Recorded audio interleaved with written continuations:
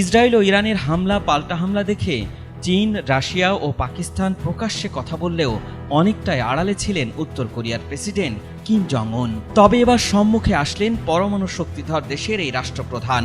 প্রকাশ্যে আসার পরই ইরানের পক্ষে অবস্থান নিয়ে ইসরায়েল ও যুক্তরাষ্ট্রকে দিলেন কঠোর হুঁশিয়ারি। আর এই হুঁশিয়ারির পরপরই কোনো কথা না বলে ছুড়লেন 10টিরও বেশি মাল্টি লঞ্চার মিসাইল।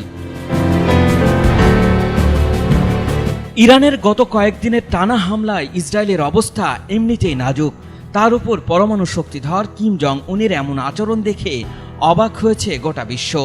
তবে কি যুদ্ধের মোড় নতুন দিকে গড়াচ্ছে? এদিকে যুক্তরাষ্ট্র ইসরায়েলকে ইরানের হামলার অনুমোদন দিয়েছে। সরাসরি যুদ্ধে না জড়ালেও পিছন থেকে মূল কলকাঠি নাড়ছে ডোনাল্ড ট্রাম্প। আর এই ট্রাম্পকেই কি হুঁশিয়ারি দেওয়ার জন্য মিসাইল ছুড়লেন কিম জং উন? ইসরায়েল ও ইরানের যুদ্ধে একদিকে ইসরায়েলের পক্ষ নিয়েছে যুক্তরাষ্ট্র, ব্রিটেন, ফ্রান্স, ভারত, অন্যদিকে ইরানের পক্ষে অবস্থান নিয়েছে রাশিয়া, চীন, পাকিস্তান ও উত্তর কোরিয়া। তবে কি তৃতীয় বিশ্বযুদ্ধের মুখোমুখি হচ্ছে সারা বিশ্বের মানুষ? আর মিসাইল ছুড়ে সেই অবস্থানই কি জানান দিলেন কিম জং উন? বৃহস্পতিবার রাজধানী পিয়ংইয়ংয়ের কাছে সুনান থেকে উত্তর পশ্চিম দিকে 10টিরও বেশি মাল্টি লঞ্চার মিসাইল ছুড়ে পারমাণবিক শক্তিধর উত্তর কোরিয়া। এমনটি জানিয়েছে দক্ষিণ কোরিয়ার সামরিক বাহিনী। জাতিসংঘের নিরাপত্তা কাউন্সিলের রেজুলেশন অনুযায়ী উত্তর কোরিয়া ব্যালিস্টিক মিসাইল ব্যবহার করতে পারবে না। তবে দেশটি এসব নিষেধাজ্ঞা তোয়াক্কা না করেই আবারও একসাথে 10টিরও বেশি মিসাইল ছুড়েছেন, এমনটি জানিয়েছে বার্তা সংস্থা রয়টার্স।